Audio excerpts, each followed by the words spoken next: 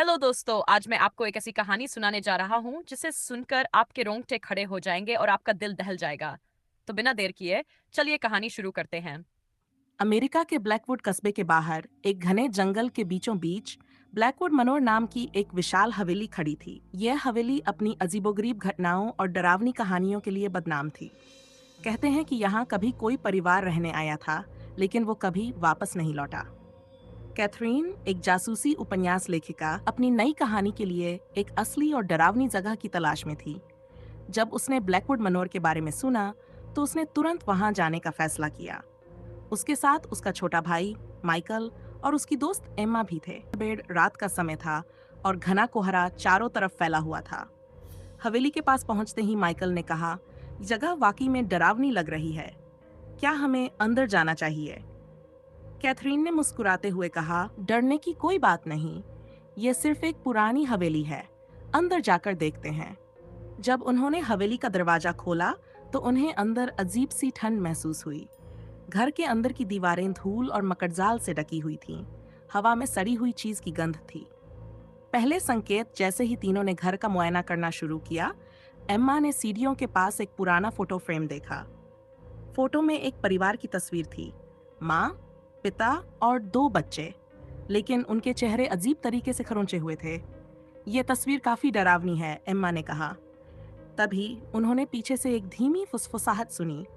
Michael ने इधर उधर देखा, लेकिन वहां कोई नहीं था। उसने कैथरीन से कहा, शायद हमें यहाँ से वापस चले जाना चाहिए। मुझे ये जगह ठीक नहीं लग रही। कैथरीन ने जवाब दिया, यह सिर्फ हवा की आवाज होगी। चलो और आगे देखते हैं।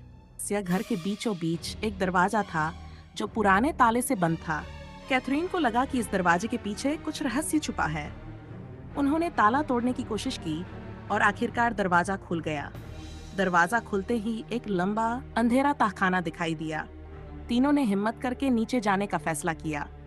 तहखाने में चारों तरफ खून जैसे लाल निशान बने हुए थे। दीवारों पर अजीब से निशान और किसी अनजान भाषा में लिखे वाक्य खुदे हुए थे।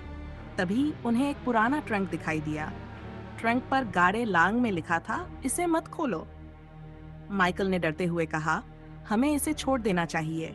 यह किसी बुरी चीज का संकेत हो सकता है।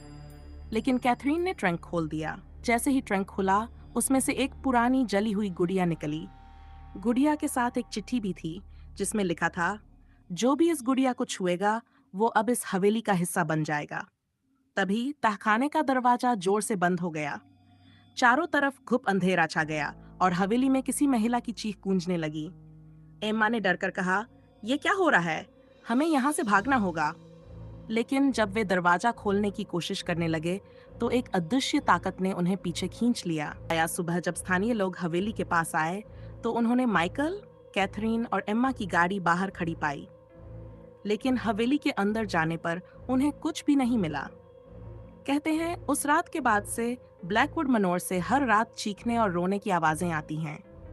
लोग कहते हैं कि वे तीनों अब भी वहां फंसे हुए हैं और उनकी आत्माएं ब्लैकवुड मनोर की पहरेदार बन गई हैं। हवेली में तीनों के गायब होने के बाद ब्लैकवुड कस्बे में एक अफवाह फैल गई कि कोई भी इस हवेली में गया तो वह वहां से वापस नहीं आता। लेकिन कुछ लोग अभी भी इसे महज एक कहानी मानते थे। एक साल बाद कैथरीन का करीबी दोस्त और खोजी पत्रकार एरिक अपने दोस्तों के गायब होने की सच्चाई जानने के लिए ब्लैकवुड मनोर पहुंचा। अपने साथ एक तकनीकी उपकरण और हथियार लेकर गया, क्योंकि वह इस रहस्य को सुलझाने का दृढ़ संकल्प कर चुका था। रात के समय जब वह हवेली के अंदर गया, तो उसे हवेली में वही ठंड और खामोशी महसूस हुई। उसने अपने कैमरे और रिकॉर्डिंग उपकरण चालू कर दिए। जैसे ही वह अंदर बढ़ा, उसके चारों तरफ की दीवारों पर हल्की हल्की फुसफुसाहट सुनाई देने लगी। तहखाने की ओर एरिक ने पुरानी कहानियों को ध्यान में रखते हुए सीधे उस तहखाने की ओर रुख किया, जहां से कैथरीन और उसके दोस्तों के गायब होने की शुरुआत हुई थी। तहखाने का दरवाजा खुला हुआ था, मानो किसी ने उसे बुलाया हो। नीचे जाते ही उसने दीवारों पर खून के निशान और उन अजीब निशानों को देखा जो पिछले साल देखे गए थे। तभी उसने जमीन पर कैथरीन की नोटबुक देखी। नोटबुक में आखिरी पन्ने पर लिखा था, यह हवेली जिंदा है।